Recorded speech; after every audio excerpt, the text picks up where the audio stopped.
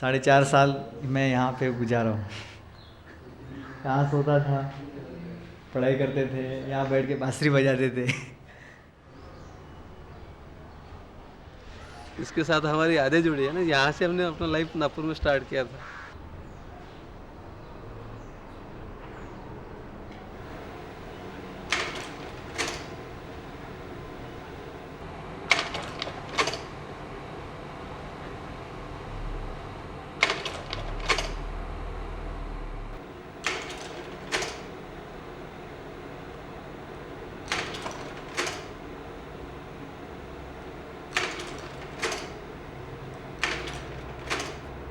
It's been 9 years since I made the film on the RSS kids.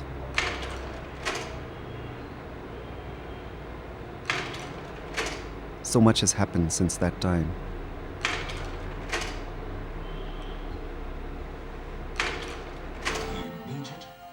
The RSS has achieved its goal of making India a nuclear state. The political wing of the RSS, the Bharatiya Janata Party, is now in power. Consisting of the dynamic LKR Bani, the understanding N.M. Joshi, many more, headed by the versatile A.B. Vajpayee. This is the only party.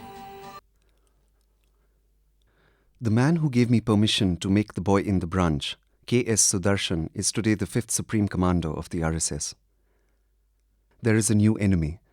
There have been over 400 incidents of violence against Indian Christians over the past few years. Textbooks are being rewritten.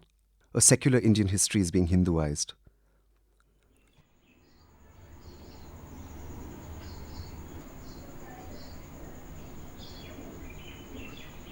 I didn't know much about the RSS at the time.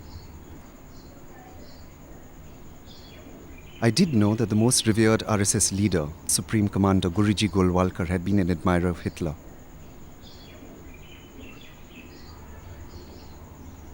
In 1939, he wrote that Germany's purging of Jews was an expression of the highest form of race pride.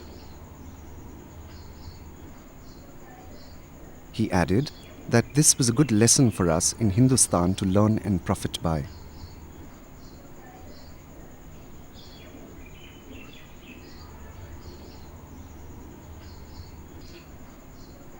I knew that there was something ambivalent about the RSS attitude to Mahatma Gandhi, and that the RSS had been banned for some time after Gandhi's assassination in 1948.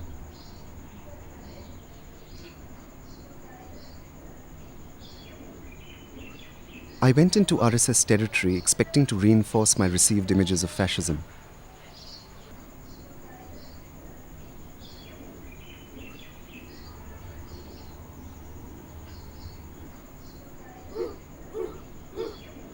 I expected to document images of militant communal Hindu youth.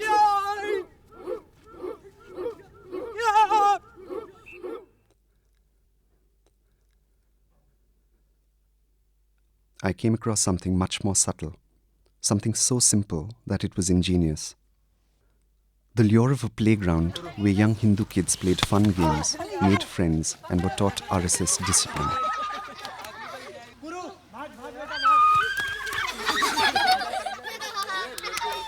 पहले तो ये बात है कि शाखा में उसको समूह का बोध किया जाता है कि भाई तुम अकेले नहीं हो, जिनसे तुम प्यार करते हो, जिनको तुम अपना मानते हो, ऐसे कई लोग हैं और इसलिए अपने मन पर, अपनी इच्छाओं पर, उनके भलाई के लिए तुमको नियंत्रण करना होगा। जब ऐसा नियंत्रण करके तुम चलोगे तभी तुम अच्छा रह सकोगे। काली बाहर हो जाओ, एक कदम वहीं खड़े रहो अपने जगह पे, बाहर हो जाओ। विश्राम बोलने के बाद अपनी जगह से हट जाना है। फिर मैं राउंड करूंगा, उस राउंड में जिसको बुलाऊंगा वो एक जन आना है, बीच में चिल्लाना नहीं, सर मैं आऊंगा ना ना, विश्राम हट जाओ अपनी जगह से, जल्दी हट जाओ। कश्मीर किसका है? कश्मीर किसका है? कश्मीर किसका है? अब कश्मीर समस्या के बारे में बहुत सारी जानकारी, 370 धारा वगैरह इतने नहीं जानते हो, लेकिन एक भाव तो बनता ही है शिशु और बाल संरक्षण का। कि कश्मीर हमारा है, कश्मीर भारत का।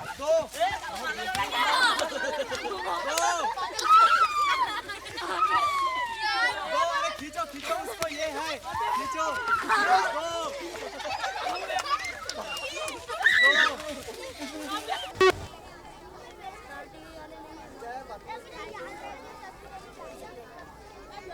I did not expect to see the faces of such young children. बालक संस्कार क्षम होते हैं।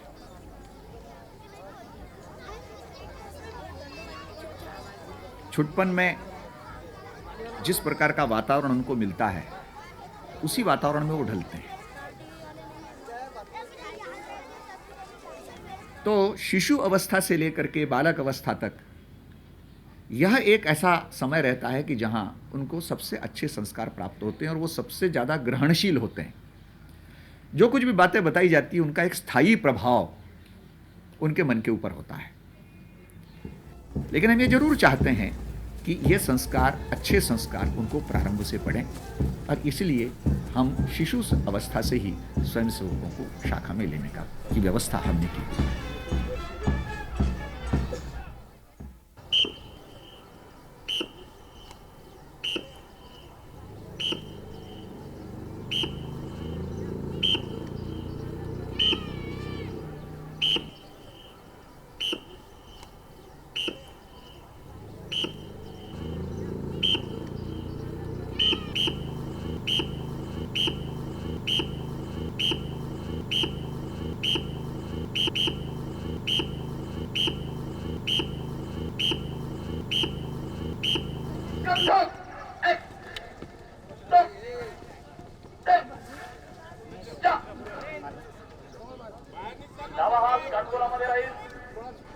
मैं आरएसएस में मेरा ख्याल है कि करीब 2 साल तक था। मेरा ख्याल है मेरी उम्र उस समय 13-14 साल रही होगी। और आप जानते हैं कि वो उम्र होती है जबकि हर बच्चा, हर छोटा किशोर अपने आप को बड़ा समझता है और उसके मन में होता है कि अपने इमीडिएट फैमिली एनवायरनमेंट के बाहर वो कुछ करे, देश के लिए कुछ करे, समाज के लिए कुछ करे। वो एक ऐसे सोशलाइजेशन का मौका इस उम्र के बच्चों को, इस उम्र के लड़कों को अवेलेबल कराते हैं जिसमें खेलकूद भी है, जिसमें डायनेमिज्म भी है, लेकिन जिसमें एक ख़ास तरह का सेंस ऑफ पर्पज भी है। आपको ये यकीन दिलाया जाता है कि जब आप शाखा में जाकर ध्वज प्रणाम कर रहे हैं या कबड्डी खेल रहे हैं तो आप केवल खेल नहीं रहे हैं बल्कि आप कैरेक्टर बिल्डिंग कर रहे हैं। और कैरेक्टर बिल्डिंग से ज़्यादा महत्वपूर्ण ये कि आप नेशन बिल्डिंग कर रहे हैं। इस इमोशनल और साइकोलॉजिकल नीड को आरएसएस अपने पॉलिटिकल प्रोजेक्ट के लिए एक्सप्लॉइट करता है। I joined the RSS as a teenager just because some people in the area where I lived used to go to RSS. In 1945, I became a whole-timer of RSS, participating in its programs, communal approaches, its ideology, its activities. I am carrying on this campaign and I want other people to take up the campaign. If the truth about RSS and its ramifications is brought before the people, their growth will stop. What motivated me most in mid-60s was that people who I thought would be fighting this ideology were neglecting that fight. So I thought somebody has to take the initiative. In fact, I would say that this activity is a kind of a penitent's expiation of a sin. You do have a sense of guilt. I have a sense of guilt because I do feel responsible for many people joining RSS. And I am happy to note that many of them have now given up RSS activity. Kali was the central character. He was the boy in the branch. 1 महीना हो गया होगा। आप शाखा में कैसे भर्ती हुए? सर बस हम एक दिन देख रहे थे तो हमारी दिल हुई कि हम भी खेलें कि नहीं, तो इसलिए हम भी हमने चले। आप तो स्कूल में भी खेल खेल सकते हैं, फिर आप शाखा में क्यों जाते हैं? सर क्योंकि हम स्कूल में हम बोर होते हैं तो हम बोलते हैं कि स्कूल में भी खेलें और हम इधर भी खेलें। आपको ललित पसंद? हाँ बहुत। वो आपके लिए क्या क्या करते हैं? हमारे लिए शाखा ट्यूशन है, हमारी छुट्टी लेके देते हैं हमको। बीच में ललित बोलते हैं दक्ष, आपका मन नहीं करता है कि मैं खेलते रहूं? हाँ सर करता है। फिर आप दक्ष में क्यों जाते हैं? सर बड़े हैं उनकी तो हमको मानना ही पड़ेगा उनके लिए। पर अगर आप ना कर लें कभी? नो सर वैसे हम कर ही नहीं सकते, वो बड़े हैं हमसे, जो वो बोलेंगे हम वो हमारे लिए ही कर रहे हैं। Lalit and Purushottam were Kali's chief instructors at the Jeripatka branch in Nagpur. We liked Lalit a lot. He was interesting to us as the sort of atypical volunteer who ends up joining the RSS.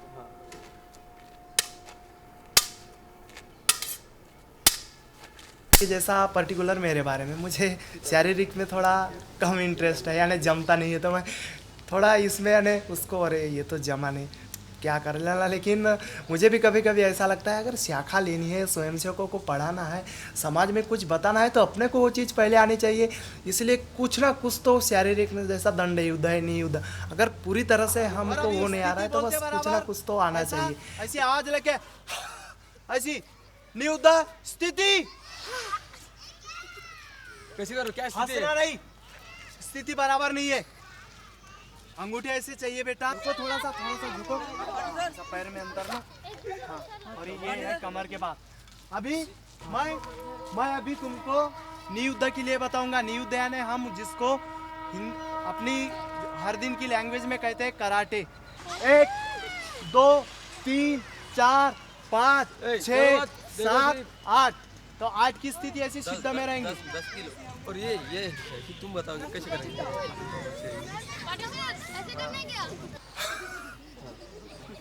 इस तरह करना है। हसरत कोई हाँ सीधा सीधा देखो बारो, तुम सीधा सीधा देखो। Boom.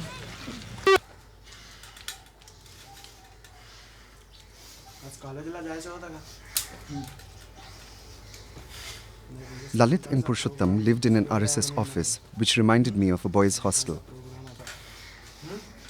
Their housemate was Sandeep. संघ की शक्ति 2 प्रकार से मानी जाती है। एक तो संघ की शाखाएं जिस देश के अंदर कितनी है, और दूसरा है संघ का परिवार, यानी भारतीय जनता पार्टी, ABVP, मजदूर संघ, कल्याण आश्रम और जो कि अन्य है बड़े बड़े परिवार। ये 2 संघ की शक्ति मानी जाती है। तो प्रमुख शक्ति तो है संघ की शाखा, संघ की सायं शाखा, प्रभा शाखा, ये संघ की शक्ति है। ये जितनी बढ़ेंगी उतना संघ बढ़ेगा, इसका महत्व तो उतना ही है।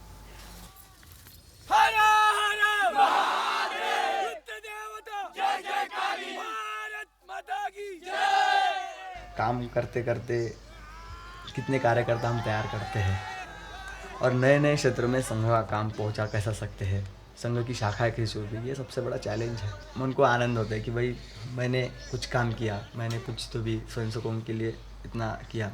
कुछ 2-4 कार्यकर्ता समझदारी से तैयार हुए इस क्षेत्र के अंदर, इस शाखा के अंदर, इसमें एक अच्छा आनंद है। और आनंद तो मन को मिलता है, किंतु कार्यकर्ता तो संघ को मिलते हैं, कोई संदीप पति को तो नहीं मिलते हैं, तो संघ के कार्य के लिए होते हैं। कमी करा चला लवकर, मागची समोरची ऍडजस्ट करा, त्याच्या छातीवर जा तुझा हात, तब संख्या वाहिनीमध्ये अभ्यास बंद होईल. 7 8 9 10 11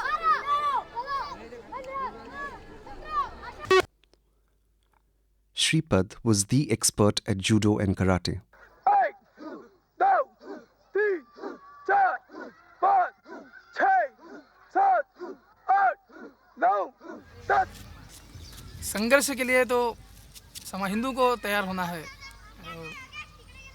कल घड़ी आ सकती है रास्ते पर आने की, इसलिए पूरी ताकत से और आज जितने संगठित है, संघ के माध्यम से हम कहते हैं कि जितना समाज संगठित है उससे कई गुना ज़्यादा संगठित होना बहुत आवश्यक है।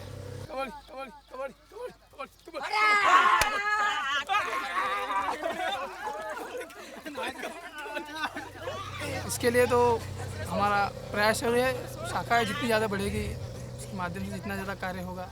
शाखा का दबाव रहता है कि हाँ, एक अगर ये जो एरिया है, इस एरिया में जो शाखा है, इस शाखा का स्वाभाविक दबाव पूरे वातावरण पर रहता है, क्योंकि शाखा के रोज़ एक जगह पर आने वाले 40 लड़के जो है उनका स्वाभाविक दबाव रहता है।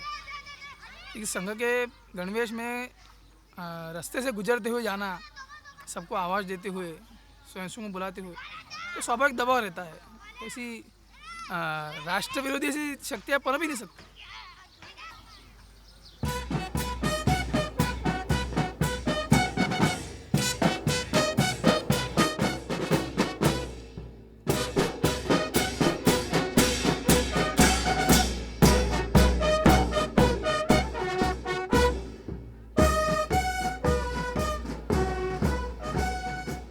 The RSS was canvassing for the building of the Ram temple at Ayodhya.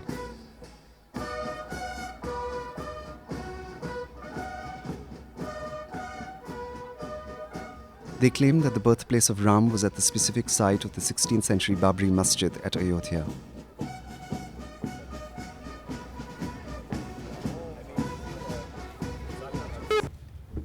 I was surprised to see journalist Arun Shourie at the RSS Founders Day. I didn't know that he was a supporter of the RSS. बाला साहिब जी,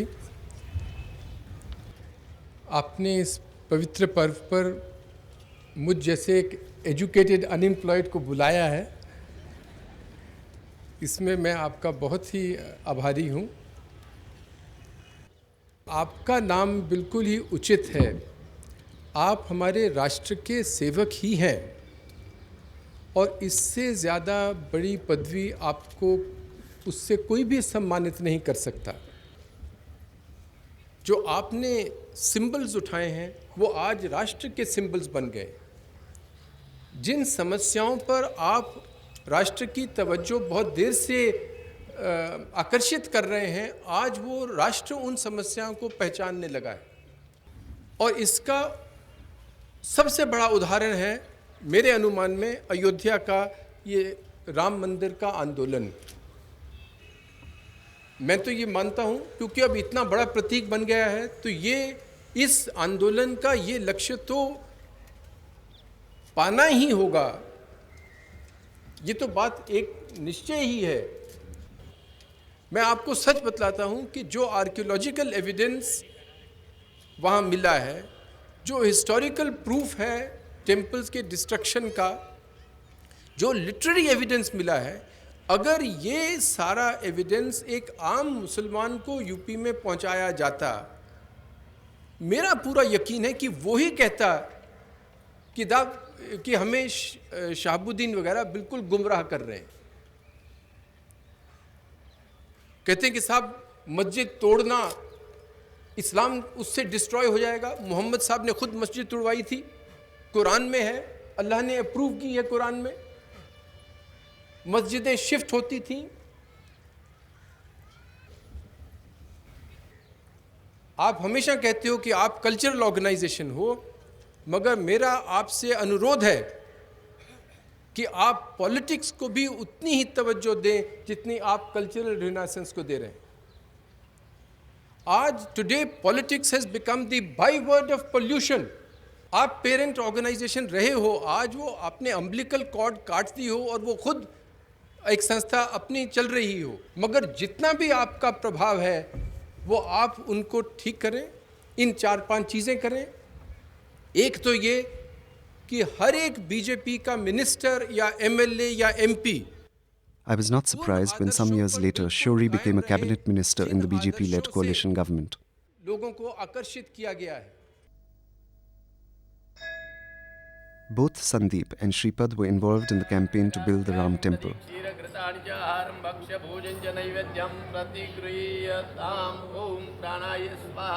ओम अपानाय स्वाहा ओम व्यानाय स्वाहा ओम दानाय स्वाहा ओम समानाय स्वाहा ज्ञानिं दधि क्षीर घृतानि च आहारं भक्ष्य। मुख्य उद्देश्य है कि श्री रामचरण पादुका से हिंदू समाज के अंदर जन जागृति हो। अयोध्या में श्री राम का मंदिर बनना चाहिए। इस दृष्टि से पूरे भारत में ये राम पादुका का पूजन चल रहा है कि ज़्यादा से ज़्यादा लोग कार सेवा के लिए जुटे इस माध्यम से।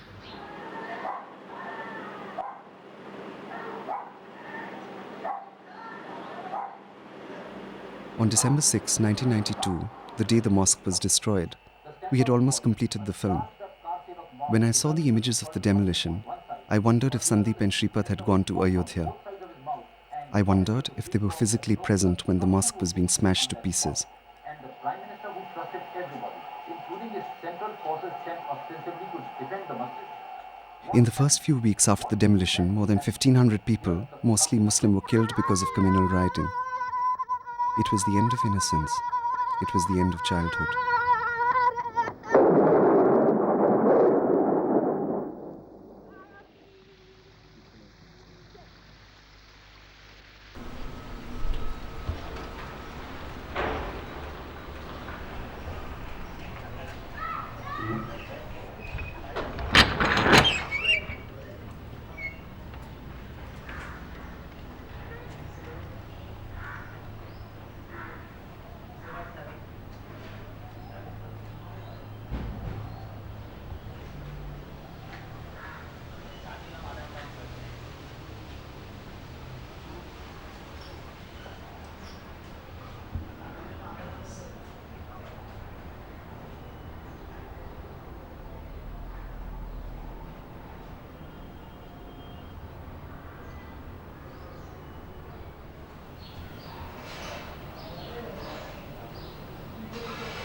आपको कैसे लगता है 1 महीने में ये पूरा तोड़ देंगे स्ट्रक्चर और फिर भी ये तोड़ने वाले हैं? पुरुषोत्तम बता रहा था 1-1.5 महीने में ये तोड़ने वाले हैं और बिल्डिंग्स बनाएंगे। अच्छा, नहीं इतनी जानकारी नहीं थी मुझे। कुछ किसी ने खरीद लिया इतना जानता था। तो क्या हमारी मेमोरीज इसके साथ जुड़ी हुई है। 4.5 साल मैं यहाँ पे गुजारा हूँ। अपना कमरा देखेंगे। हाँ दिस वन ये वहीं पर है। अरे बताइए, वो शिवा मंदिर भी वहीं पर है।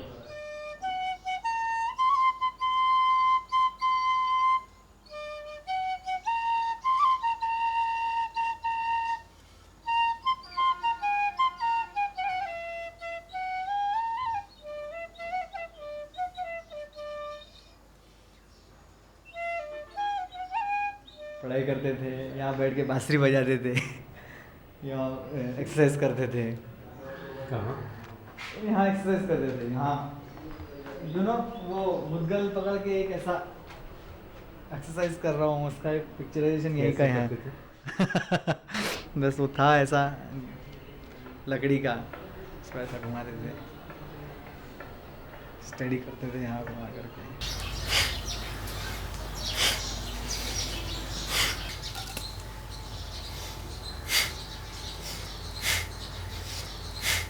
डिस्क लगा देते यहाँ पर सब। अब ये टूटने जा रहा है तो जरा वो दिखाइए जहाँ ललित चाय कहाँ बनाता था। ये है वो, ये हमारा किचन था।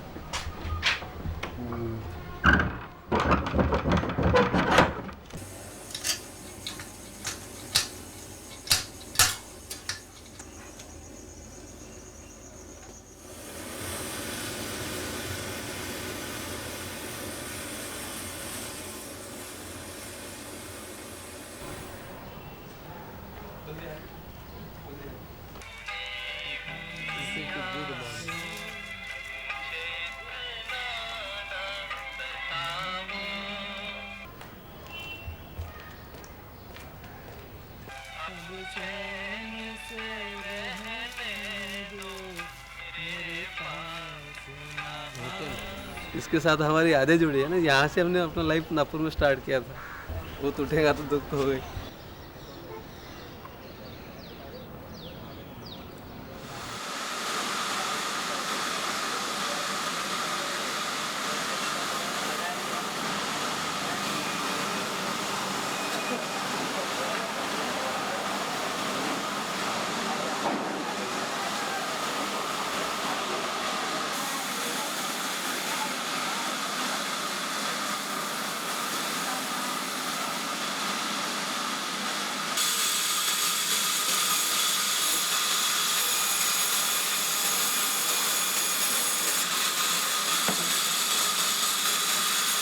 99 में खुद का कार्य शुरू किया एज ए कॉन्ट्रैक्टर करके। 4 प्रोजेक्ट्स मेरे हाथ में हैं। 2 मकान है बेंगलोर छोटे, एक मंदिर का निर्माण कार्य है और संघ द्वारा हिंगना नाम के ग्राम में एक आयुर्वेदिक आरोग्य केंद्र है, उसके भवन का निर्माण कार्य भी मुझे सौंपा गया है।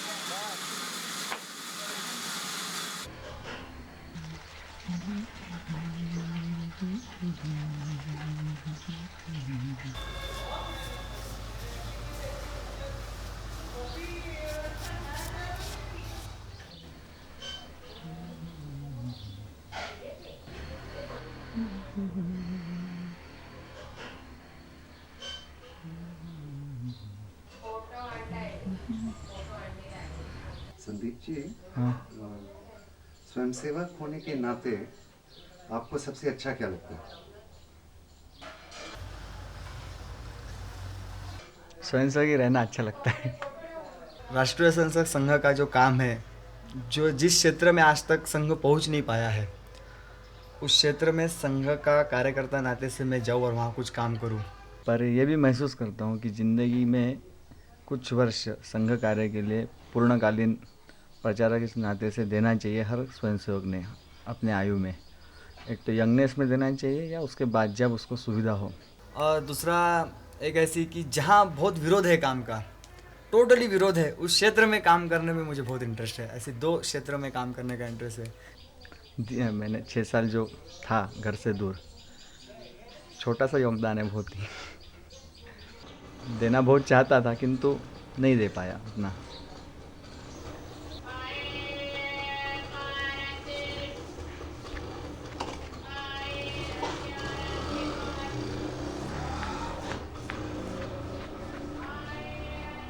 मेरा अपना खुद का आयुर्वेदिक दवाइयों का ट्रेडिंग का काम चलता है। 2 फर्म्स है मेरी अलग अलग। वो वाड़ी में हमारा उसका ऑफिस है, वहाँ से सारे महाराष्ट्र का अंदर काम चलता है। और आगे चल कर के सोचता हूँ, आज ट्रेडिंग है, कल जा कर के शायद मैन्युफैक्चरिंग में उतरूँ। ये पूरा संघ ने और बसाया है। 30 मकान संघ ने बना के दिए थे। अच्छा। तभी ये लैंड अपने को मिली थी, जिसका सदुपयोग अपन कर रहे हैं। यहाँ पर एक ये दवाखाना चलाकर एक्सपांशन में सब यहाँ पर रहेगा। गो अनुसंधान केंद्र, गोमूत्र आता है जो गैया का, उसका भी और दवाई के इसलिए उपयोग होता है। उसमें भी जो नेचुरल कुछ गुण हैं, संघ उनके लिए वो सब सुविधाएं बना के देगा।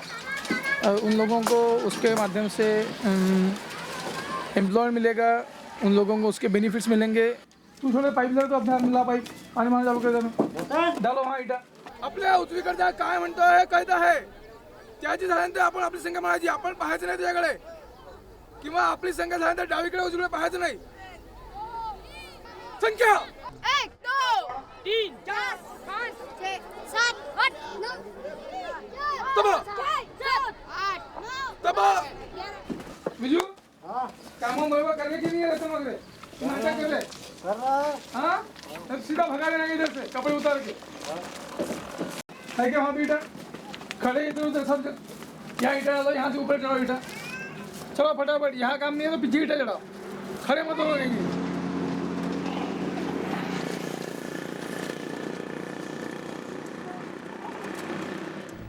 काली काली है ना, बाल विजयादशमी। हाँ, विजयादशमी उत्सव। ये ललित है, बाला साहब जी।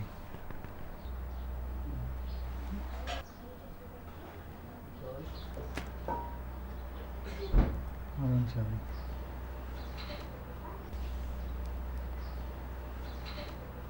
पुरुषोत्तम पाटे मेरे फर्म में काम करता है अभी। और कोइंसिडेंट है कि ये मुझे मिला और इसको मैंने अपने यहाँ सर्विस दिया। ये कौन? ये छोटू है। नहीं, ये मैं हूँ। यंगनेस था उस समय ज़्यादा। ब्रेड क्यों ब्रेड अभी बढ़ाए थे बीच में, लास्ट 2 ईयर पहले निकाल दिया अभी। वो अच्छा था ना। टेररिस्ट प्रचारक थे हम, टेररिस्ट नहीं थे।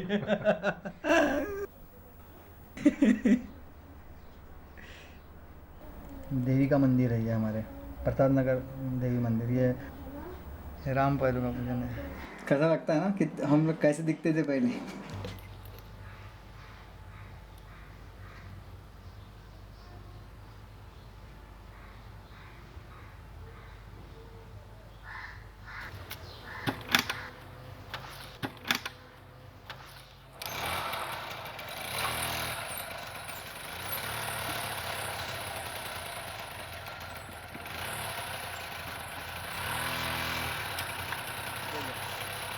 मैं तो कार्यक्रम में बिजी था, बस्ती बस्ती में कार्यक्रम लेना और आयोजन करना उस कार्यक्रम का। ज़्यादा से ज़्यादा कार सेवक अयोध्या में हम पहुँचाए राम मंदिर के निर्माण के लिए, इस सब योजना में हम लोग बिजी रहते थे।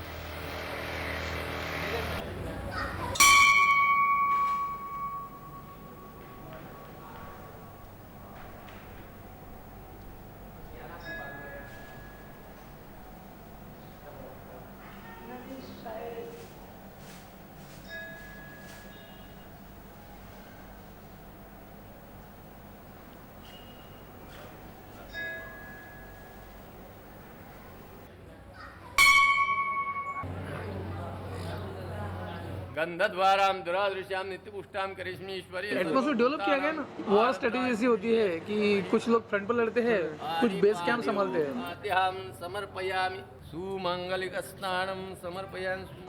इसलिए रामशिला पूजन की प्रत्येक ने पूजा की कि मेरी हर मंदिर में मैं जाऊंगा कल राम मंदिर में अयोध्या के, तो ये शिला में मेरा भी पूजन किया हुआ शिला है, तो अपने अपनत्व का भाव ऐसा उसमें जगे कि मैंने बांधा हुआ मंदिर है।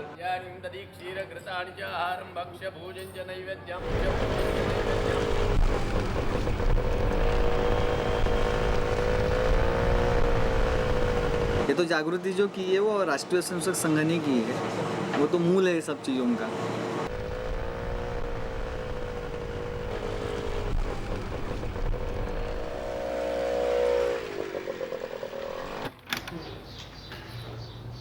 नमस्कार। हे आले त्यांच्याबद्दल म्हणत होता तुम्ही, ते आले रिपोर्टिंग करायला आलो। ती बाळाभाऊ पेठचा जी वाडी आहे जिथून पादुका निघाली होत्या आपल्या, त्याकडे मोठा एक कार्यक्रम होणार आहे शेवटचा, 2-3 दिवसाचा मोठा कार्यक्रम, एक छोटंसं भाषण वगैरे पण आम्ही त्या ठिकाणी ठेवायचं ठरलं, कोणाचं ठरलं आहे।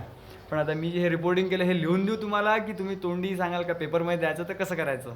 त्याचं आम्ही रिपोर्टिंग नेहमी करतो, त्याप्रमाणे रिपोर्टिंग बनवून आम्ही पेपरला धाडू। राम जय राम जय जय राम, रामचंद्र की राम पादुका आई है, नई चेतना लाई है, राम पादुका आई है, नई चेतना लाई। तो ये सब जो स्ट्रेटेजी रहती थी, ये सब प्रचारक विस्तारक पूर्णकालीन कार्यकर्ता, उनके ऊपर पूरा जिम्मेवारी उस सब इसमें डाली थी।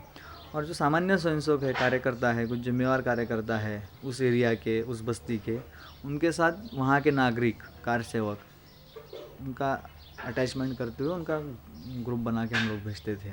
मैं खुद 6 दिसंबर को अयोध्या में था उस समय। आप वहाँ गए थे? हाँ, मैं खुद गया था वहाँ पे, मतलब सक्रिय था वहाँ पे मैं। तो क्या आप क्या कर रहे थे वहाँ? हाँ, तो एक्चुअली मैं अपने जो एरिया जो था उसका ग्रुप लीडर था। ढांचा गिरते हुए भी? ढांचा गिरते हुए देखा, हमने खुद काम किया वहाँ पे, खुद काम किया है हमने वहाँ पे, मतलब तोड़ने में बोलो, तोड़ने में, मलबा हटाने में, सब में। हम ऊपर थे गुंबज पे, बिल्कुल कोई इसमें यानी वो तो लाइफ टाइम अचीवमेंट है कि एक इतिहास रचने में हम लोग भागीदार थे। तो उन लोग फ्रंट पे रहते थे, वहाँ जा कर के जो कुछ उनको वहाँ के इंस्ट्रक्शंस मिलती थी कि यहाँ कार सेवा करनी है और यहाँ पर ये साफ़ सफाई करनी है, उन लोग वहाँ का सब संभालते थे, हम लोग बेस संभालते थे उनका। जब नागपुर से 10 लोग पहले चुने गए तो उसमें मैं एक था कि जो किसी भी समय पर किसी भी चीज़ का मुकाबला कर सकते हैं, ऐसे 10 लोग चुने थे, उसमें एक मैं था और किया है बाद में पूरा सब। बहुत माइन्यूट प्लानिंग रहता था, कोई लड़का जा रहा है उसकी आयु क्या है, उसका कब जाने वाला है, किससे उसका रिजर्वेशन हुआ है, वो किन ग्रुप में है, उसका प्रमुख कौन है, टुकड़ी का 5-5 जन की एक टुकड़ी रहती थी, उसका एक दल प्रमुख रहता था, ये सब नियोजन रहता था उस समय। तो ये सब माइक्रो प्लानिंग रहता था। तो डोम पे आप क्या कर रहे थे? मतलब कुछ नहीं, जो भी हाथ में आए, किसी के हाथ में पाइप था, किसी के हाथ में लकड़ी थी, किसी के हाथ में जो भी था, पत्थर था, जो जो मिला बस उसी से इसको तोड़ना है। वो आक्रोश, वो ताकत उस पर लगा कि उसको और ख़त्म करना, ये सोच के ही काम कर रहे थे।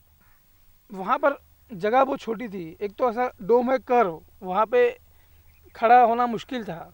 जितना समय सबको लगता था वहाँ उतना करता था। तो ऐसा टर्न बाय टर्न एक एक आदमी कहीं ना कहीं काम में जुटा था। पर ऐसे भी तो कुछ कार सेवक होंगे जिन्होंने मतलब अपने आप जो पहुंच रहे थे वहाँ।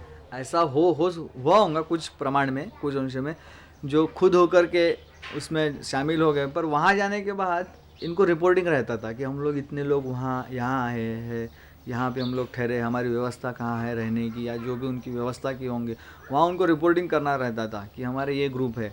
और जो एक्स्ट्रा आते थे फिर उनकी वहाँ के कार्यकर्ताओं ने कुछ व्यवस्था की होंगी कि आप कैसे आए, किधर से आए, क्यों आए, हो सकता है कोई ऐसे बाहर का आदमी भी आ जाए।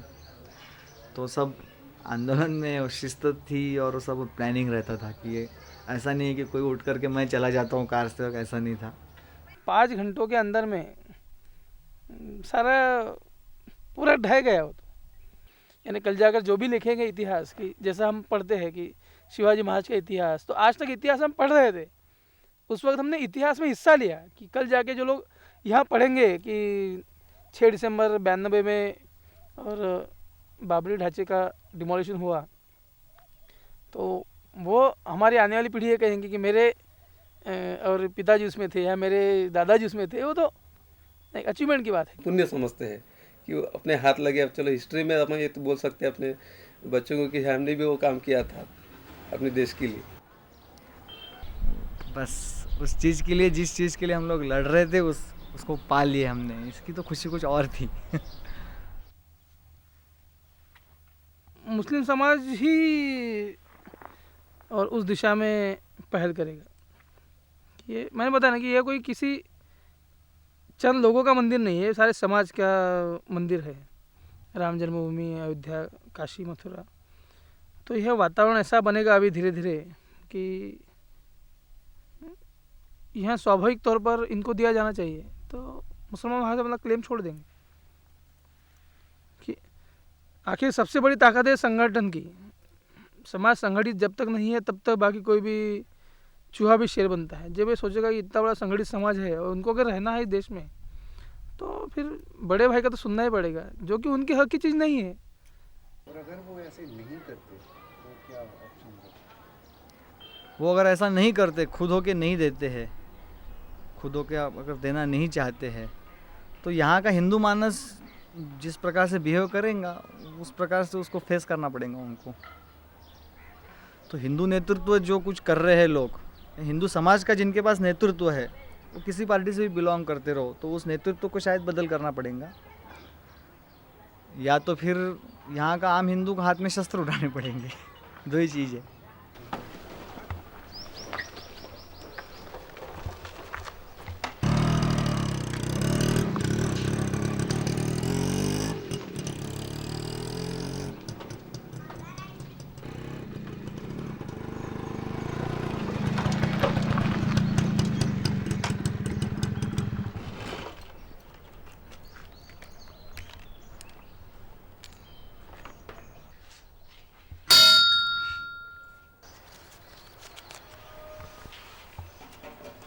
मैं खुद कॉन्ट्रैक्टर हूँ। अच्छा है कि मैं भगवान की सेवा मेरे हाथों होती है। मेरा लेबर जो है वो फ्री ऑफ कॉस्ट मैं खुद कर रहा हूँ, उसका कोई पैसा नहीं दे रहा हूँ, बस अपनी ओर से और योगदान है भगवान के लिए।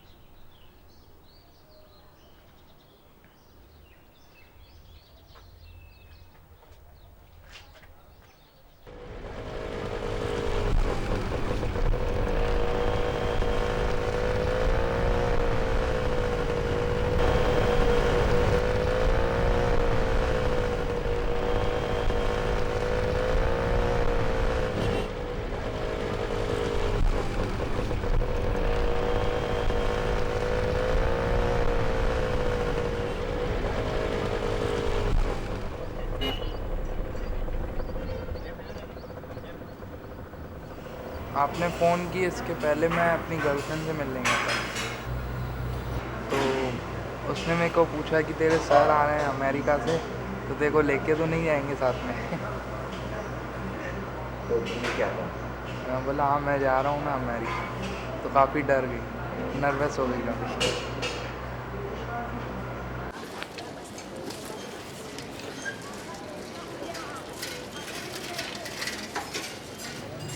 FM का ये DL का भी है, FM का है, G कहाँ लगा रहा है? ठीक नहीं ली रहा। इन दोनों में से कौन सा अच्छा लग रहा है मम्मी के लिए? Both are same. 330 that is. That one is 330 And this one? 390. 390. ये पूरा सेट है। थोड़ा कम कर दीजिए ना। मैं कम करती नहीं, फिक्स। यहाँ से मैं हमेशा ले जाती हूँ। आपके पापा बैठते हैं हमेशा।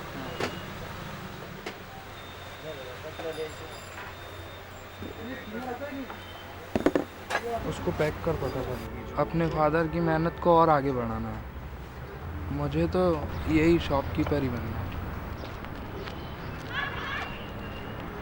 शाखा के समय मतलब रूल था कि 5 बजे मिलना ही है फ्रेंड्स के साथ, कुछ भी हो जाए। वो 2 घंटे हमको मिलते थे मिलने के लिए, और उसके बाद जब शाखा ख़त्म हो जाती थी तो हम करीबन 8 साढ़े 8 बजे तक यहीं बैठे रहते थे ग्राउंड, बातें करते। और आज देखिए एक हफ्ता हो जाता है मिलते नहीं हैं।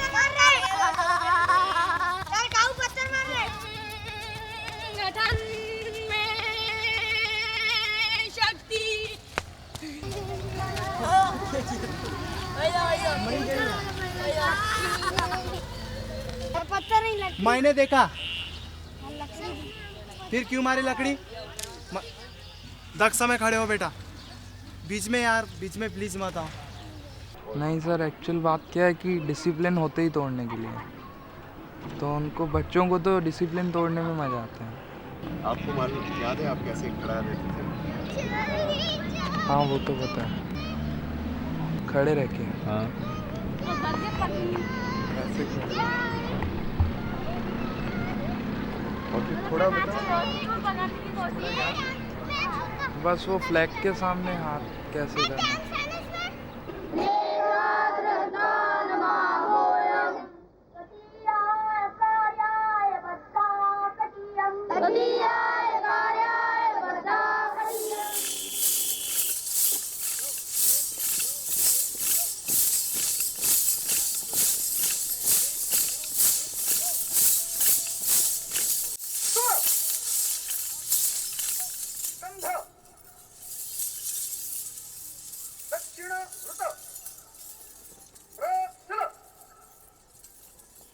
आप एक खेल खेला करते थे मैं शिवाजी। सर इतना मालूम है खेला करते थे, लेकिन कैसे वो नहीं पता है। शिवाजी कौन? शिवाजी थे। Shivaji was a great man. We celebrate his birth anniversary with great pomp and reverence, and we say Shivaji Maharaj ki jai. Shivaji established Hindavi Swaraj. Now Swaraj means self-government, our own rule. About 350 years before Shivaji, Maharashtra was not free. Adil Shah of Bijapur and Nizam Shah of Ahmednagar ruled Maharashtra. They oppressed the people, they dominated them. They did not allow people to worship their own gods. Yes, Rajesh, what were the special features of Hindavi Swaraj?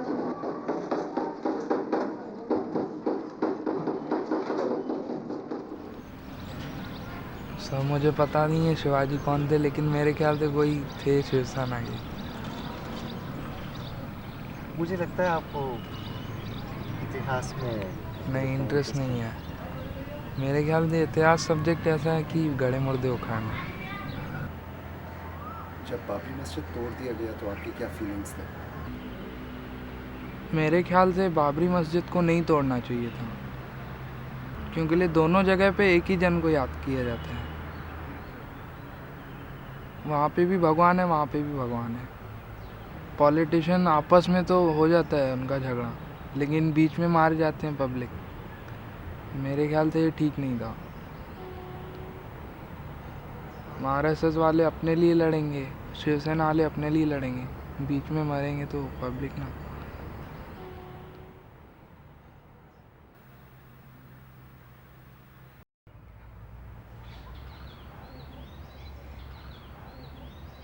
आपको याद है शाखा में आपको एक कहानी बताया करते थे?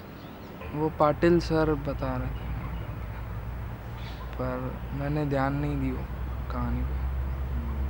पुरानी थी ना, वो भी हिस्ट्री में ही थी। एक शाखा का मुखिया रहता है, उसका नाम रहता है गिट्टी।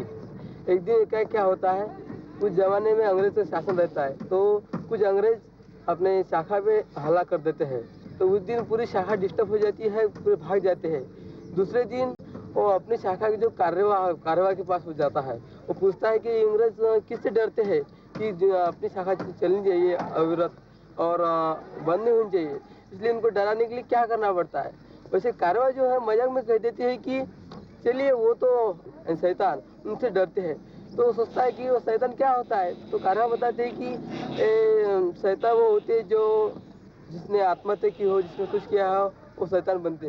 तो वो गिट्टी नाम का लड़का जो 6 साल का रहता है, बाद में वो एक मंदिर पे चढ़ता है और पीछे देखो तालाब है, तो उस मंदिर में से वो तालाब में कूद जाता है और अपनी जान दे देता है शाखा के लिए। और वैसे तो वो शैतान नहीं बन सकता, लेकिन वो अपनी शाखा के लिए जान कुर्बान कर सकता है। मैं अपनी शाखा में ये बात बार बार उठाता था और इसका जवाब मुझे मिलता नहीं था कि आज हम हिंदू संगठन खड़ा कर रहे हैं, देश की बात कर रहे हैं, आज़ादी की लड़ाई में हम क्या कर रहे थे, यानी RSS क्या कर रहा था। इसका भी जाहिर है कि कोई जवाब संतोषजनक ढंग से नहीं मिलता था। गोलमोल बातें की जाती थीं। मसलन डॉक्टर हेडगेवार अनुशीलन समिति के सदस्य थे। मसलन सन 42 में हम लोगों ने बड़ा भारी काम किया, क्या किया, कैसा किया, इसका कोई जवाब मिलता नहीं था।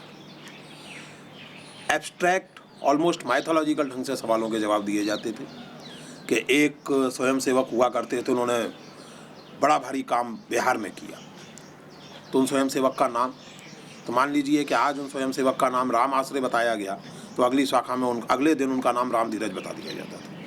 बताने वाले को याद ही नहीं रहता था कि उसने पिछले दिन क्या नाम बताया है। छत्रपति शिवाजी, महाराणा प्रताप, बंदा बैरागी, गुरु गोविंद सिंह, डॉक्टर हेडगेवार। छत्रपति शिवाजी, महाराणा प्रताप, बंदा बैरागी, गुरु गोविंद सिंह, डॉक्टर हेडगेवार, गुरु जी, छत्रपति शिवाजी, महाराणा प्रताप, शहीद भगत सिंह। बात चल रही थी भगत सिंह, अशफाकुल्ला खां, राम प्रसाद बिस्मिल, इन तमाम क्रांतिकारियों के बारे में। मैंने सवाल पूछा कि अगर देशभक्ति और देश के लिए फांसी पर चढ़ जाना यही किसी को ऑनर देने का, सम्मान देने का आधार है, तो हम लोगों को अशफाकुल्ला खां का भी नाम अपनी शाखाओं में लेना चाहिए। हमें अशफाकुल्ला खां का भी सम्मान करना चाहिए।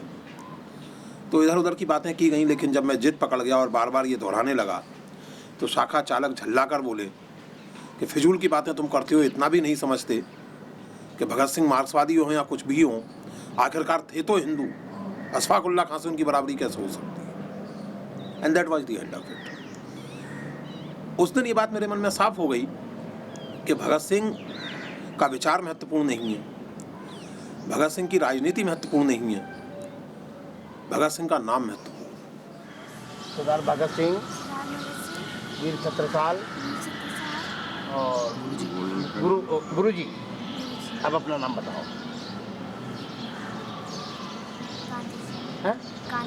गांधी जी। हाँ, बहुत अच्छा।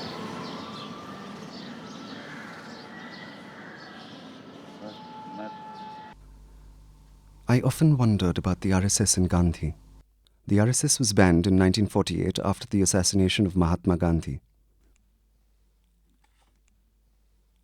The ban on the RSS was lifted after commissions of inquiry could not find evidence of RSS involvement. RSS has never condemned Godse as such. Godse's point of view is the same as the RSS point of view. Only that he was a member of RSS is not acceptable because the Indian society would reject RSS the day RSS says Godse was one of us. Gandhi's assassin, Nathuram Godse, had received his early training in the RSS branch. In 1934, he left the RSS for the Hindu Mahasabha, claiming that the RSS was a cultural organization. I did not say that RSS ever took a decision to kill Gandhi, or that it set up a committee or a squad which should do that. My contention has been that RSS created an atmosphere in which any emotional young man could be the instrument of Gandhi's assassination. आज जो RSS वाले बड़ा नाटक करते हैं कि गांधी जी से उनको बड़ा प्रेम है और पार्टीशन के लिए गांधी जी को जिम्मेवार नहीं माना जाना चाहिए, ऐसा आरएसएस वाले जब फॉर्मली कहते हैं, मैं आपसे दावे से कह सकता हूं कि आज भी आरएसएस की शाखाओं में इनफॉर्मल डिस्कोर्स में गांधी जी का बुनियादी तौर से असेसमेंट वही होगा जो हम लोगों को दिया जाता था। उसमें कोई फ़र्क नहीं आया होगा, केवल रेस्पेक्टेबिलिटी हासिल करने के लिए फॉर्मल डिस्कोर्स में कुछ अलग तरह की बातें होंगी।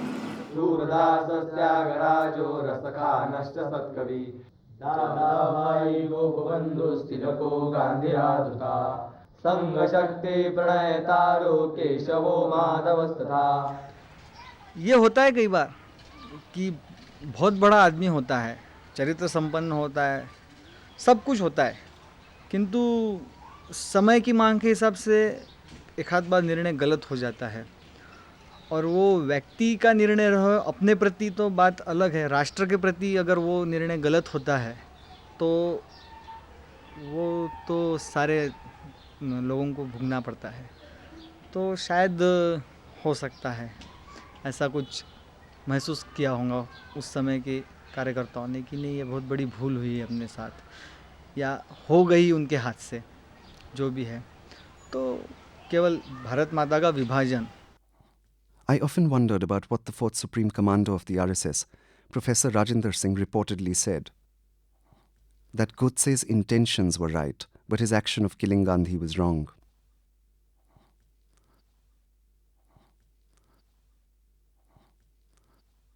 See, Gandhi was the worst thing that could happen to Hindu society according to RSS.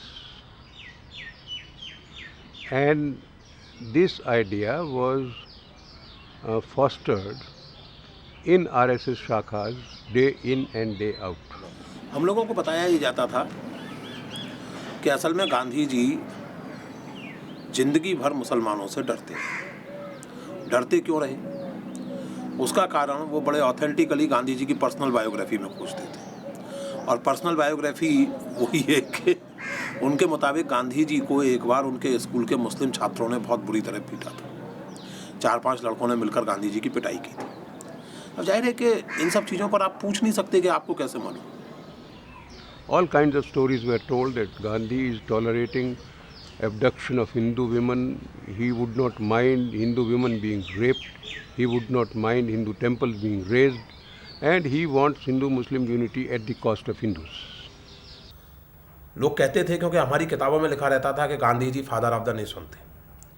आप जानते हैं कि इसको लेकर के पब्लिक कंट्रोवर्सीज भी हुई हैं। आरएसएस वाले इस चीज़ को बहुत क्रिटिसाइज करते हैं। शाखा के लेवल पे ये कहा जाता था कि अगर वो फादर ऑफ नेशन थे तो भारत के नहीं, पाकिस्तान के थे। Gandhi was described as the father of the nation of Pakistan. The idea that came to probably any Swayamsevak and to me personally, I thought I should not look at the face of this man. When I was put on duty to report his evening prayer meeting speech, I thought rather than going to the meeting and seeing his face, I will report it from relay on the radio, which I did. The only day when I thought that I will go there was the day when there was some kind of a talk in Hindu Mahasabha Bhavan that something very significant is going to happen today in the prayer meeting. So that day I went there. When talk of something dramatic or something significant happening in his prayer meeting, it could not be just a disturbance or a question being raised. It could be more serious, because one of those days a bomb had been thrown by one Madan Lal Pava, and it was much worse than that.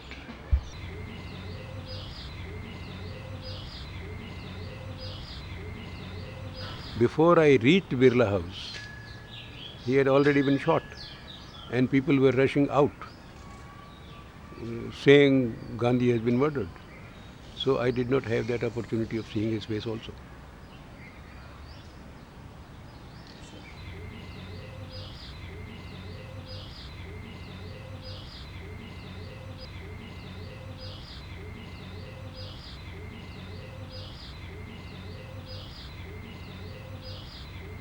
Mahatma Gandhi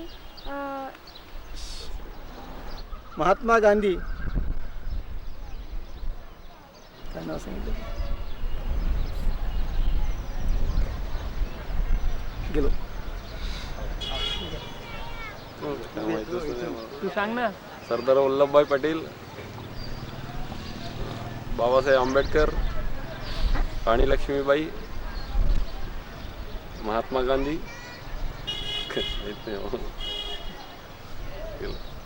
bye Sardar Vallabhbhai Patel, doctor Babasaheb Ambedkar, राणी लक्ष्मीबाई, महात्मा गांधी.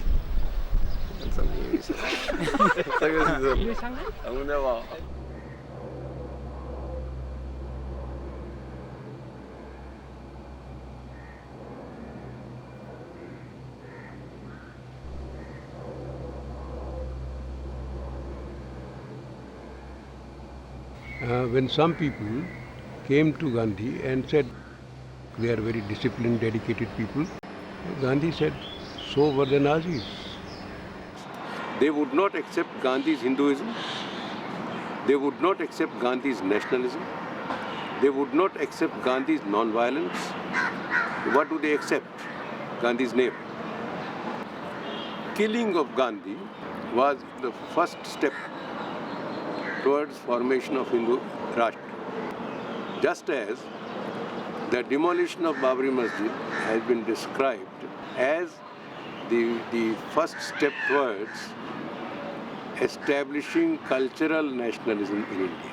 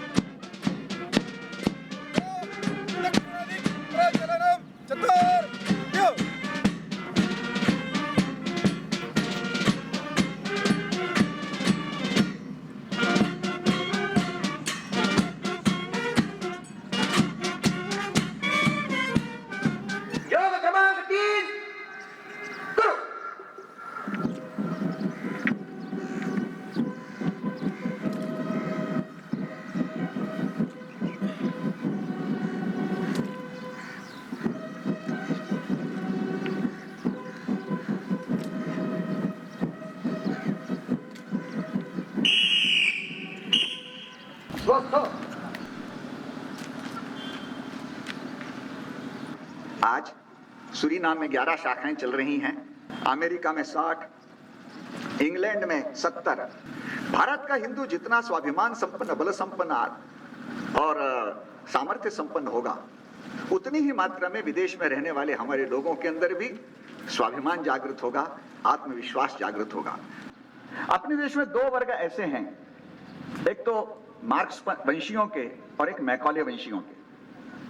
इन लोगों को जो है ये हिंदुत्व का विकास जो है रास नहीं आ रहा है। हर समय ये देखते हैं कि हिंदू समाज का तेजोभंग कैसे हो।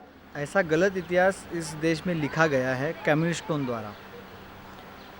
अब आपको मैं मिसाल के तौर पर बताता हूँ कि शिवाजी महाराज के जो बेटे थे संभाजी, वो शिवाजी से ज़्यादा पराक्रमी थे और शिवाजी से ज़्यादा कट्टर हिंदू थे, पर फिर भी उनके बारे में जो लिखा गया है, क्योंकि इस देश का हिंदू का मॉरल डिमोरलाइज किया जाए। वो मुस्लिम बन गए। अभी तक तो जो है केवल संघ और उसके जुड़े हुए जितने अन्य संगठन हैं उनको वो मुस्लिम विरोधी ज्यादा कहा करते थे, लेकिन पिछले 2 साल से एक प्रकार का अभियान चला हुआ है, यही नहीं दुनिया के अंदर भी, कि यह जो हिंदू संगठन है ये ईसाई विरोधी भी है। लेकिन जिन घटनाओं को आधार बना करके अभियान चलाया है, ये घटनाएं घटी ही नहीं, ये गढ़ी गई और संघ को बदनाम किया गया। इस समय पर एक बात हमको और ध्यान में रखना चाहिए। संघ के लिए सबसे बड़ी आस्था का विषय है कि हिंदू समाज का यह जो आधार भूमि है भारतवर्ष, इसकी सुरक्षा ये संघ के लिए आस्था का विषय है। इस सुरक्षा को जहां से भी खतरा आएगा, वो फिर हिंदू की तरफ से हो, मुसलमान की तरफ से हो, ईसाई की तरफ से हो, अन्य किसी की तरफ से हो, संघ उसका विरोध करेगा और सारी जनता को भी चेताएगा। आरएसएस फियर साइकोसिस के बिना संभव नहीं है। जब तक हिंदू किसी ना किसी रियल एनिमी या इमेजिनरी एनिमी से डरते नहीं रहेंगे, तब तक उन्हें आरएसएस जैसे ऑलमोस्ट सीक्रेटिव कल्ट ऑर्गेनाइजेशन की जरूरत नहीं महसूस होगी। ये इस प्रकार का संकट आ रहा है। जेएसएस और पोप की एक जो निजी सेना है, जिनको जेसुइट्स कहते हैं, इस निजी सेना के सदस्यों को जो शपथ दिलाई जाती है, उस शपथ का केवल एक भाग मैं आपके सामने रखता हूं। मैं यह भी प्रतिज्ञा व घोषणा करता हूं कि जब भी अवसर आएगा, मैं प्रत्यक्ष परोक्ष रूप से पंथ द्रोहियों से, फिर वे प्रोटेस्टेंट हों या उदार मतवादी हों, प्रदत्त आदेशानुसार अविरत युद्ध करूंगा और दुनिया के पटल से उन्हें उखाड़ फेंकूंगा। इस संबंध में मैं न उनकी आयु का विचार करूंगा, न लिंग भेद का और न उनकी स्थिति का। मैं इन दुष्ट पंथ द्रोहियों को फांसी पर लटकाऊंगा, बर्बाद कर दूंगा, उबालूंगा, उनकी खाल खींचूंगा, गला घोंटूंगा, जिंदा गाड़ दूंगा, उनकी स्त्रियों के पेट और गर्भाशयों को फाड़कर उनके बच्चों का सर दीवार से टकराऊंगा, जिससे इनके अधम वंश का सदा के लिए नाश हो जाए।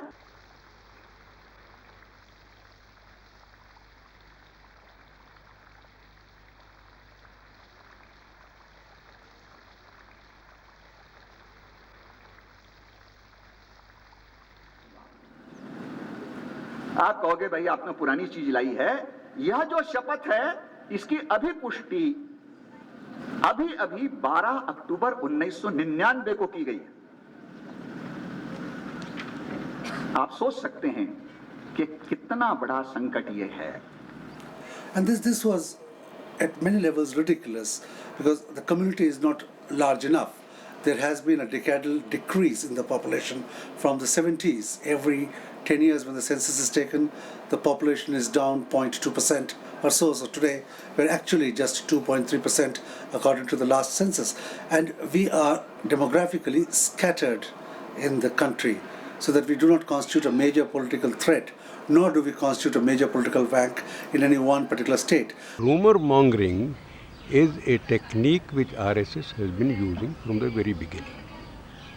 वो परम पूजनीय सरसंघ चालक जी है और वो जो कह रहे हैं तो सब सच्चाई सामने है इसलिए कह रहे हैं। मैं तो कह दिया संघ का सामान्य कार्यकर्ता भी सच्चाई होंगी तो ही बोलेगा, तो सरसंघ चालक है तो विदाउट, और उनका तो स्टेटमेंट सारी दुनिया में ये होता है, रिकॉर्ड किया जाता है। तो नेचुरली तो परिपाटी जो है उसके ऐसे कोई ब्लफिंग और ऐसा कुछ भी नहीं है, रूमर्स नहीं है, ब्लफिंग नहीं, कुछ नहीं। And then as we started putting together the hate campaign as it were, we came to the conclusion that the violence against Christians was not only to terrorize them and to terrorize all minorities, but was being graphically designed to form or to exacerbate, concentrate the Hindutva constituency.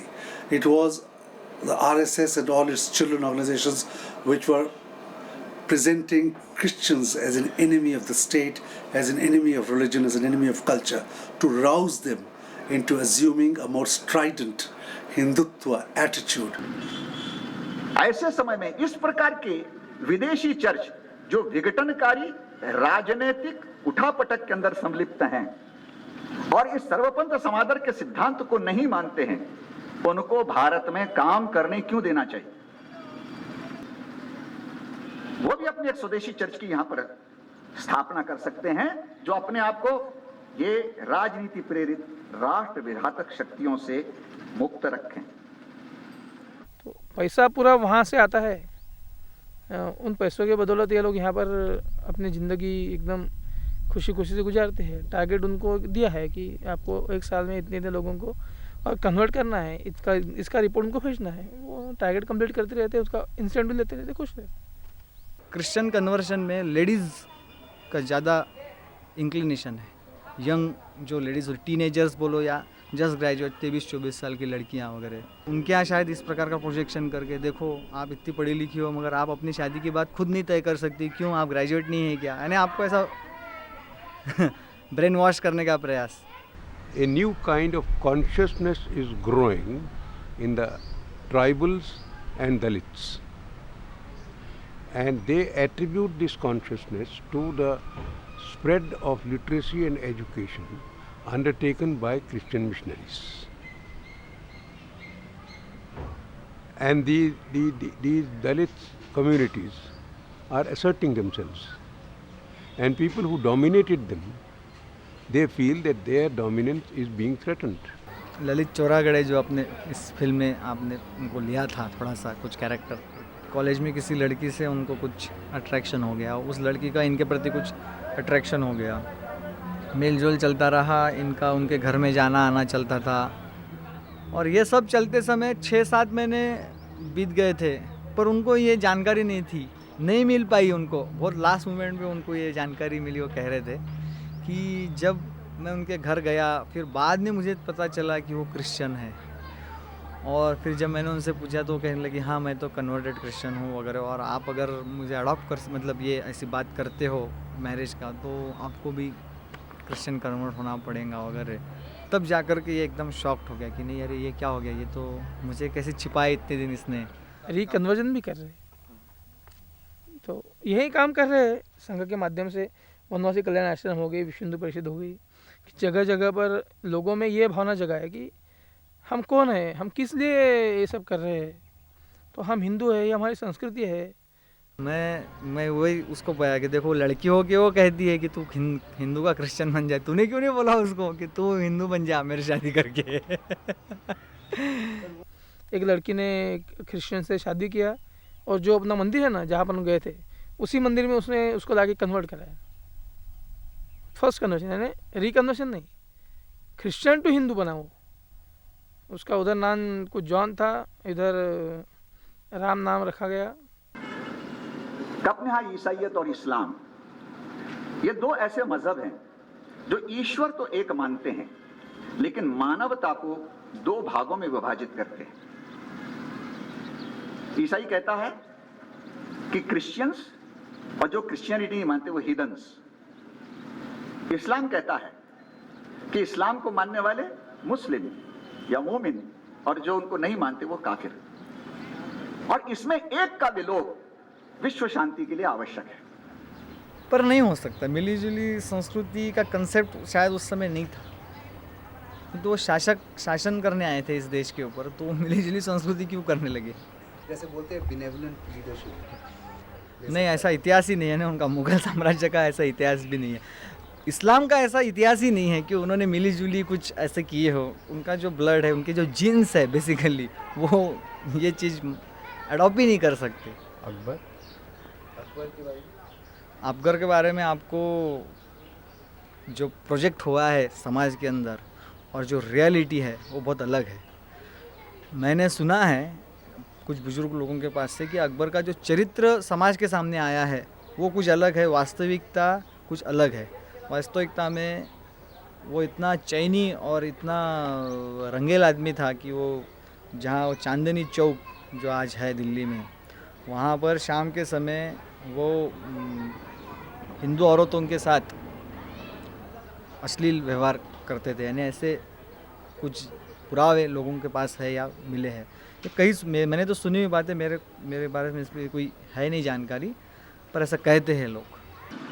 हम सब लोगों को इस बात को ध्यान रखना चाहिए कि यहाँ का जो मुसलमान है वो इस्लाम का भारतीकरण करके भारत के साथ इस प्रकार से जुड़ जाए कि जिसके कारण इस देश के अंदर सबके साथ कंधे से कंधा मिला करके चल सके। और वो जो मुस्लिम थे उसमें से 2-3 लोग भाग गए, एक को उन्होंने पकड़ा था।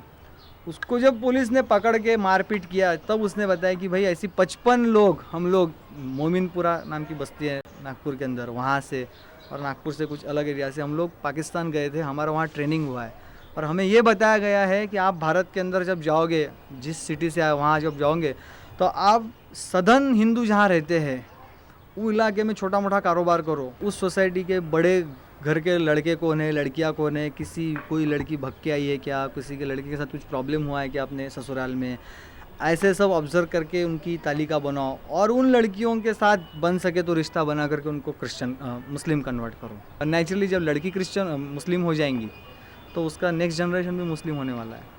और सबसे बुरी बात यह है कि एक बार वो लड़की मुस्लिम के घर में गई तो हिंदू में से भी वो घर आइसोलेट हो जाएगा।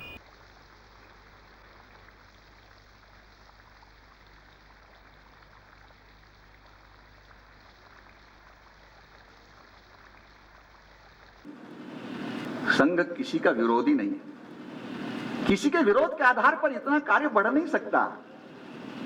हम 75 साल से इतनी गालियां सुनने के बाद भी बढ़ते आए, कारण उसका है शुद्ध भावात्मक हिंदुत्व के आधार के ऊपर संघ ने अपने कार्य का आधार बनाया है। जहां मैं रहता था ग्वालियर में, उसके पीछे ही एक मोहल्ला था, खुर्जे वाला मोहल्ला, जिसमें मुस्लिम आबादी ज्यादा थी। और हमारे मोहल्ले में और उस मोहल्ले से जुड़े हुए दूसरे मोहल्ले में आरएसएस की शाखा चलती रहे, लोग आते रहें, बच्चे आते रहें, इसके लिए कॉन्शियसली ये कोशिश की जाती थी कि मुसलमानों का डर बनाए रखा जाए। See, in Moga, I was one of the leading members of the RSS, and we were being taunted by the seniors at the headquarters that in your town, whereas there is a violence going on in Pakistan and stories are coming, you are doing nothing. So we thought that our town's peace also should be disrupted. तो हम सब लोगों ने बैठकर, यानी जो उस समय शाखा में जाते थे, हम सब लोगों ने बैठकर बाकायदा पर्चे लिखे। वो पर्चे मुसलमानों की तरफ से लिखे गए थे। वो पर्चे हाथ से लिखे गए, लेकिन मुसलमानों की तरफ से, और इम्प्रेशन उनमें इस तरह से दिया गया कि जैसे एक मुस्लिम गुट दूसरे मुस्लिम गुट को खत भेज रहा है कि हमारे यहाँ इतना असला तैयार है इस मोहल्ले में, तुम्हारे यहाँ का क्या हाल है, तुम कितना असला तैयार कर रहे हो ये बताओ, और फला तारीख को इन सब बनियों को, इन सब धोती वालों को ठीक कर देना। ये पर्चे हम लोगों ने लिखे, संघ के स्वयं सेवक, शाखा चालक के निर्देश में। And therefore we thought of a plan and devised 4 posters in a language which Muslims are supposed to be using, with all the indication that it is written by a Muslim, and gave into that a slogan that during the month of Ramzan, killing of kafirs gets you the best benedictions of God. माह रमज़ान में कत्ल कफ़ार सवाब अज़ीम है. This poster was pasted at 4 key places in the town. Now slightly senior Swayamsevaks, say 16 or 17, whose statement will be taken rather more seriously. इन लोगों का ये काम था कि वो पर्चे, वो चिट्ठियाँ, जैसे बाई एक्सीडेंट उन्हें कहीं मिल गया है, और उस बाई एक्सीडेंट मिले हुए पर्चे को वो अपने पिताजी से डिस्कस करेंगे, या अपने स्कूल में अपने साथियों से या अपने टीचर से डिस्कस करेंगे. With the result that there was total confusion in the town. People started buying weapons and killing wherever they could. In fact, the town had been, in a way, instigated into killing by giving them a feeling that if you don't kill, then you will be killed. कुछ लोगों ने अपने बच्चों को RSS में भेजना बिल्कुल बंद कर दिया. उन्हें लगा कि झंझट होने वाला है, और झंझट हुआ तो सबसे पहले हमारे बच्चे फंसेंगे इसमें. तो इससे हमारे शाखा चालक थोड़े चिंतित भी हुए, लेकिन इस बात से खुश हुए कि कुछ लोगों ने और ज़्यादा रेगुलरली बच्चों को भेजना शुरू कर दिया। शायद उस समय उनका एम केवल इतना ही था कि शाखा में अटेंडेंस बढ़ जाए, कंटिन्यूअस हो जाए। One evening, I went home and I found that my mother had not cooked any food. She was in a state of mourning, crying. I asked her what has happened. She said, Gama has been killed. Now, Gama was the cowherd who had been tending our cows whenever we had more. Since ever I had developed consciousness, and I thought Gama was more respectful to the cow than we were. He cared for them more. Therefore, in my mind, Gama was not a Mussalman at all. So I asked her, why has Gama been killed? She said, you see, Muslims are being killed by some ruffians. And Gama was a Muslim. That suddenly gave me a shock. That my image of the Muslim created by the RSS is not true to facts. That when I was thinking of killing Muslims, in fact, I was responsible for the killing of Gama. That gave me a shock and immediately a sense of guilt. To the extent that after that I did not want to live in that town and I shifted to Ludhiana. लेकिन मैं आज सोचता हूँ कि जब बहुत सारे लोग अपने निजी अनुभव के आधार पर कहते हैं कि दंगा फला आदमी ने शुरू करवाया या फला ढंग से शुरू हुआ और कमीशन ऑफ इंक्वायरी कुछ नहीं साबित कर पाते, तो उसके पीछे आरएसएस के काम करने की स्टाइल है। यानी उस समय मान लीजिए ग्वालियर में दंगा हो जाता तो for any commission of inquiry it was almost impossible to pinpoint it on our शाखा।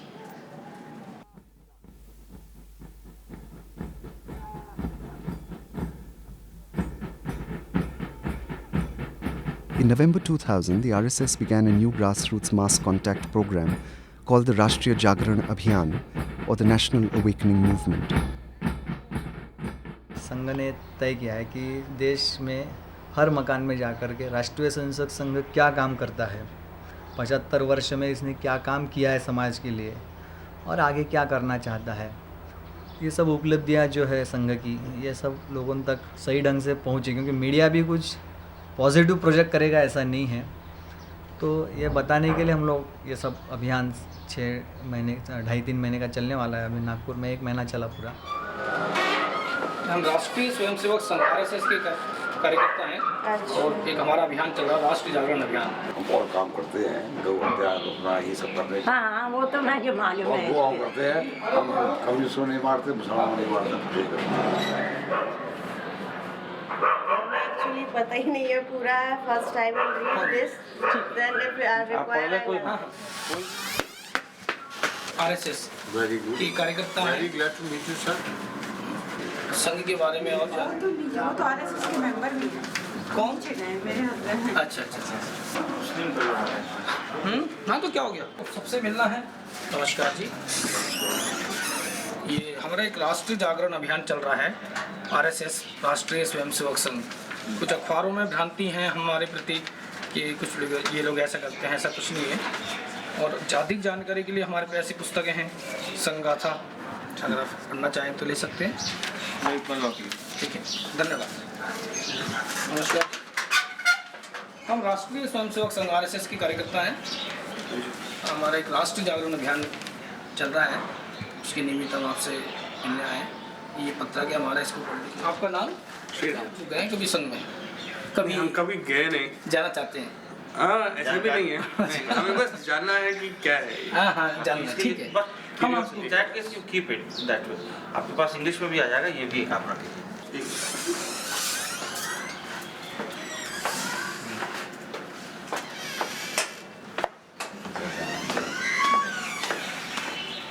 राष्ट्रीय स्वयंसेवक संघ RSS के राष्ट्रीय जागरण अभियान, उसके निमित्त हम आपसे मिलने आए हैं ये पत्रक के नाते।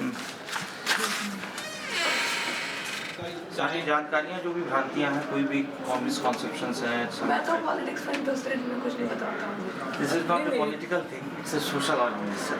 This is for the cause of humanity. Just you can that please डाल दीजिए, अंदर से नीचे से डाल दीजिए। वही मत दीजिए सर, ऑफिस में ही काम बहुत ज़्यादा आरएसएस और मेरी गवर्नमेंट है तो एक ही स्टेप। आरएसएस जो है एक पहला स्टेप है टू एंटर इनटू बिल्कुल भाजपा। बिल्कुल मैं बता रहा हूँ, संघ से जुड़े हुए लोग इंजीनियर भी हैं, संघ से जुड़े हुए लोग डॉक्टर भी हैं, संघ से जुड़े हुए लोग किसी व्यवसाय में जाते हैं। राजनीति भी एक व्यवसाय है जिसको कभी कोई लेता है। तो ये बाजार में या मार्केट में ये क्यों इस तरीके की वो फैली हुई चीज़ इसी भ्रांतियों को दूर करने के लिए हम लोगों ने इन सारी चीज़ों को मार्केट में तो हम लोगों का राजनीति से कोई संबंध नहीं। हमें कार्य करते जाना है, मानवता के प्रति करते जाना है, समाज के प्रति करते जाना है, राष्ट्र के प्रति करते जाना है। लिंक्स है ना, या प्रेस वाले जैसे विश्व हिंदू परिषद के साथ बाबरी मस्जिद केस हुआ, ये सारे जो स्टेप्स हैं ना, ये जो इमेज क्रिएट करते हैं। इसको आप पढ़ के देखें और सारे प्रश्न के उत्तर आपके इसमें मिल जाएंगे। इसको लेके आप क्या है ये आफ्टर ऑल ये टोटली कम्युनल चीज़ है या नहीं? बिल्कुल, इसको आप पढ़ें, आपके सारे प्रश्न के उत्तर हैं इसके अंदर, इसीलिए हम लोग हैं।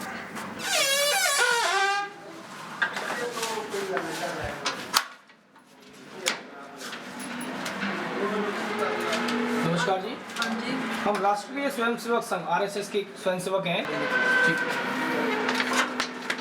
ये ऐसे खींचनी नहीं चाहिए आपको फोटो वगैरह, रील जो आप बना रहे हो बिना परमिशन लिए हो। काफ़ी विरोध, ये मुस्लिम परिवार है यहाँ पे। अच्छा, उन्होंने विरोध किया कि भाई आप रिकॉर्डिंग क्यों कर रहे हैं। क्या चीज़ है? संघ की ओर से है। अच्छा, ये हम लोग का राष्ट्रीय जागरण अभियान चल रहा है। इस सिलसिले में जो संघ के प्रति भ्रांतियाँ हैं, लोगों की जो भावनाएं हैं, उसके प्रति कुछ स्पष्टीकरण और कुछ तथ्य दिए गए हैं। तो ये है फॉरेनर्स आए मुस्लिम आए, no they have become part of India. मुगलों ने कहा गया यहीं रहना चाहिए हमको, चाहिए राजपूत वही अपनी बहु बेटियाँ बेटे, ठीक है, तो समाज है जी, समाज। तो वो अब ऐसे है कि अब बेटर इंडिया के लिए क्या है।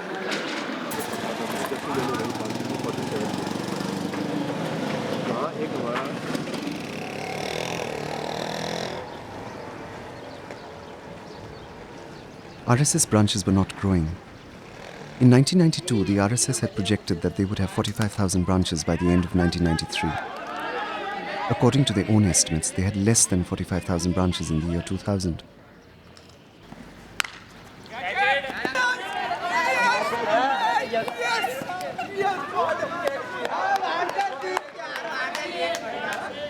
टीवी में आएगा, हम देखेंगे थोड़ा। टीवी का नहीं है वैसे। तो एक साल और चली उसके हाँ। बाद, उसके बाद क्या हुआ? उसके बाद सर नहीं आया ना, मतलब सब अपने अपने इसमें लग गए। सर एक दिन आते थे, फिर 2 दिन नहीं, तो फिर वो मतलब मेरे ख्याल से ललित सर को और कहीं भेजना चालू कर दिया आरएसएस वालों ने। फिर बच्चों ने भी इंटरेस्ट नहीं लिया था, फिर धीरे धीरे एक एक करके सब चले गए। 92 में जो आपका पिक्चराइजेशन हो गया, उसके कुछ चंद दिनों के बाद मैं परम पूजनीय बाला साहब देवरा जी की व्यवस्था में चले गया। उन्होंने खुद बुलवा लिया, तो मैंने वैसे भी आशा सदन लेफ्ट कर दिया, फिर मेन कार्यालय में चले गया।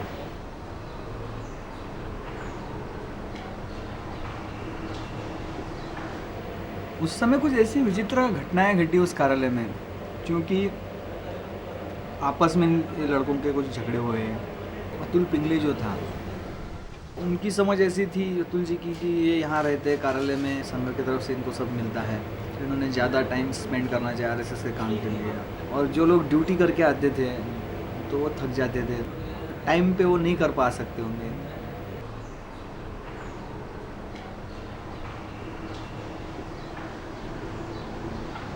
पर उसके बाद उस कार्यालय का धीरे धीरे स्वरूप बदलते गया। मतलब इन लोगों में जो आपस में हम लोग जब रहते थे, कोऑर्डिनेशन, कोऑपरेशन, हंसी मजाक का वातावरण था, वो सब ऐसा दो अलग, ये अपना सोचेंगे, ऐसा सब चलते रहा।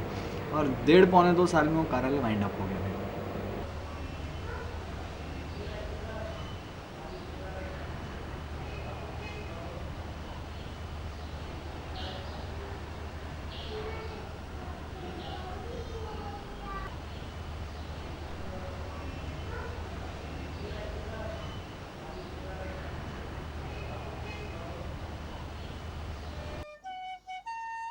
ललित के बारे में, ललित वहाँ से जब निकला एजुकेशन बीएससी होने के बाद, तो वो मेडिकल रिप्रेजेंटेटिव करके ही ज्वाइन हुआ एक कंपनी में।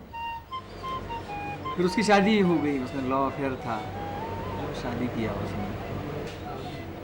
तो वही है कि वो आरएसएस से दूर हो गया, मतलब वो काम में नहीं आ पाया बाद में, वो जो लग गया अपने सब चक्कर में, दूर हो गया। थोड़ा सा लेजी टाइप का लेबर है इस रीजन में, विदर्भ में। मैं कल और परसों 2 दिन नहीं आया, तब दे वर वर्किंग। आज पता चला कि उसी दिन उन्होंने काम बंद कर दिया। तो अर्लियर जब मैं स्टूडेंट था तब संघ मेरी प्राथमिकता थी कि संघ का कार्य, रोज शाखा और बाकी शाखा से रिलेटेड बाकी पूरा काम। अभी मेरी प्रायोरिटी है कि मैंने खुद को सेट करना है अपने जीवन में। अगर मेरे यहाँ पे लेबर नहीं है तो मैं सबसे पहले यहाँ दौड़ूंगा। मेन बिजनेस मेरा ये है।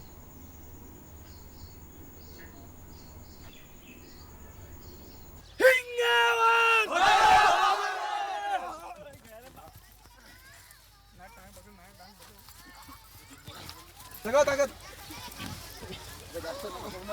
वहाँ टेलीकॉम पर ही ऐसा था वातावरण कि वो विरोध करते थे, नहीं लगेंगे यहाँ शाखा, कौन शाखा लगा दे, हम देखते हैं, ऐसी बहुत सी धमकियाँ देते थे। और एक दिन उन्होंने शाखा पर 15-20 लेके आए। जब उन्होंने देखा कि वो 15-20 वहाँ है और यहाँ संगठन में 40 सदंड है, अपने भी चले, कोई आवश्यकता नहीं पड़ी।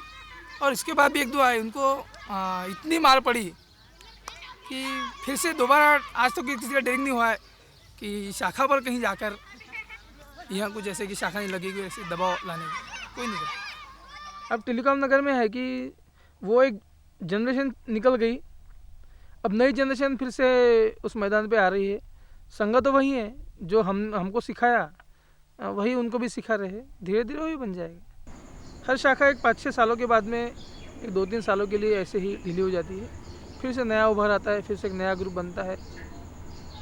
इन सब चीज़ों को जो पहले नहीं था, मतलब इतना करियर ओरिएंटेड फैमिलीज़ नहीं रहा करती थी अपना।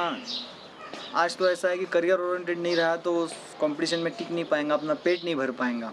दूसरा, हमारे संस्कृति के ऊपर जो आक्रमण हो रहा है, चैनल्स, मल्टी चैनल्स जो चलते हैं आज सैटेलाइट के थ्रू, उसके द्वारा संस्कृति को तोड़ करके पाश्चिमात्य पगड़ा हमारे बेडरूम में पहुंच गया है। वो एक बहुत बड़ा खतरा हमारे समाज में पैदा हो गया है कि जो संस्कार से हम बच्चों को घर में पढ़ाते हैं, वो संस्कार कमज़ोर होते जा रहे हैं हमारे।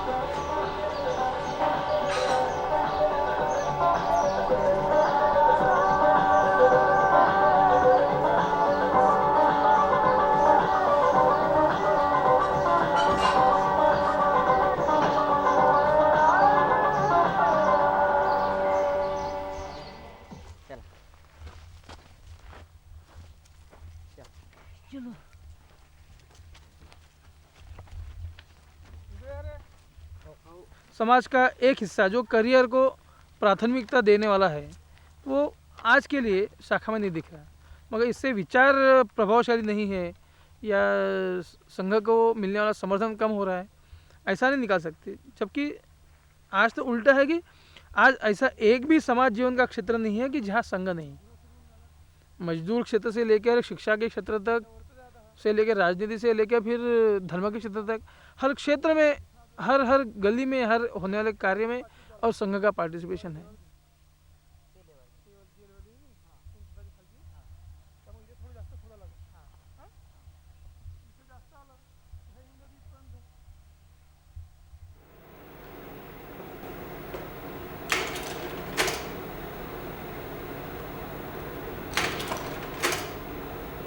In March 2002, I had almost completed the film. The RSS affiliate, the VHP, had become impatient about building the Ram temple.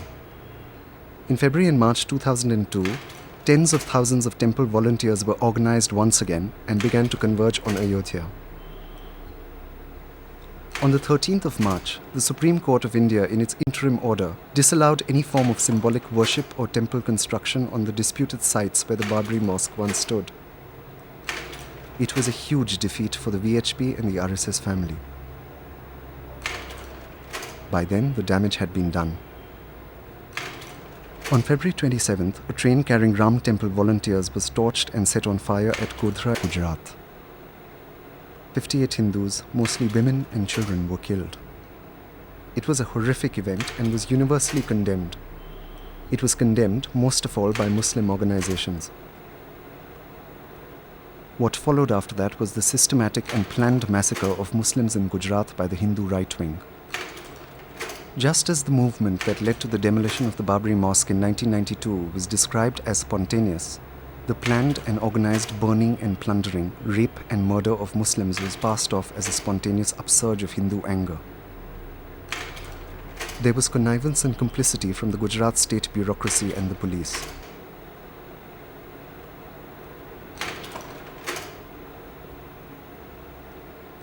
This was not a communal riot. This was genocide.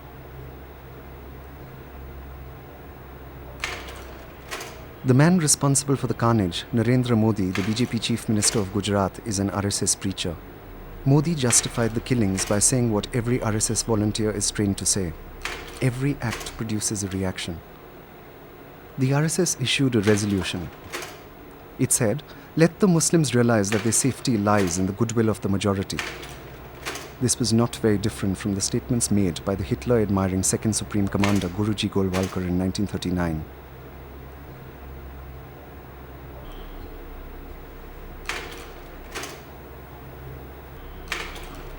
I do not have words or images to describe the horror of Gujarat.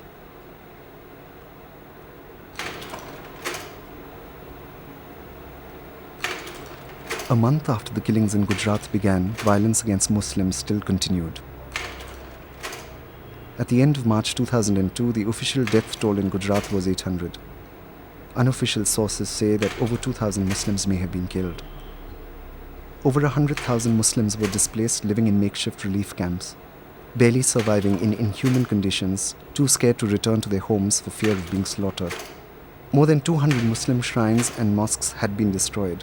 In many cases, Hindu idols and saffron flags had been placed there. RSS preacher Narendra Modi continued as the Chief Minister of Gujarat. The central BJP government had made no attempt to force his resignation.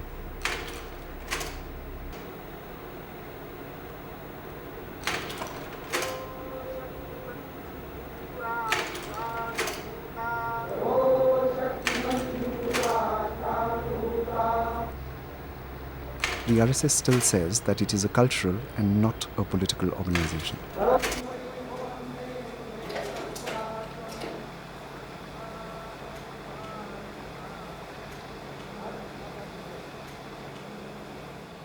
I am pessimistic in the immediate future perhaps because of the division in the ranks of secular forces. इनको जो हिंदू धर्म चाहिए वो ठेठ वैसा चाहिए जैसा इनके हिसाब से इस्लाम है। असल में इस्लाम भी वैसा नहीं है, लेकिन जैसा इनके हिसाब से इस्लाम है कि जिसमें एक आदमी ऊपर बैठा हुआ फतवा दे देता है और सब मानने लगते हैं, इनको वैसा हिंदू धर्म चाहिए। वैसा हिंदू धर्म गढ़ पाना मुश्किल है, असंभव है। But in the long run, I think the essential ethos of this country will assert, and it will not be possible for them to impose their Hindutva on this country. It's not just because minorities will oppose it. I think a majority will also oppose it. Because it isolates India from the rest of the world. इसलिए मैं pessimistic नहीं हूँ। हिंदू धर्म और समाज की सबसे बड़ी खूबी यही है कि for thousands of years it has resisted the temptations of an organized church. ऐसा नहीं है कि आरएसएस वाले पहले लोग हैं जिन्होंने हिंदू धर्म के भीतर एक संगठित धार्मिक सत्ता या धार्मिक सत्ता के नाम पर वास्तव में राजनीतिक सत्ता खड़ी करने की कोशिश की है। Yes, Rajesh. What were the special features of Hindavi Swaraj?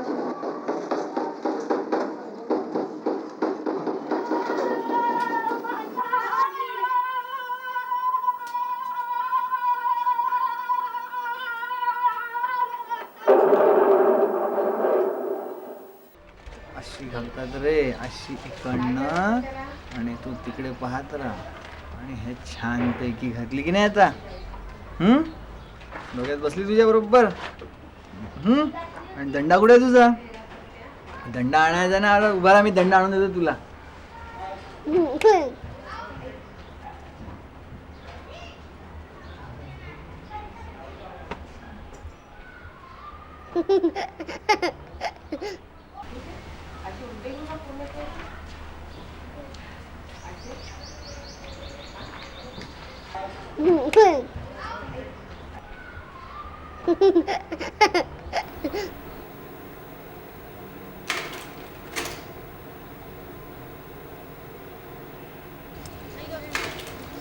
जोर से बोलो बेटा, सभी को सुनाई देना चाहिए.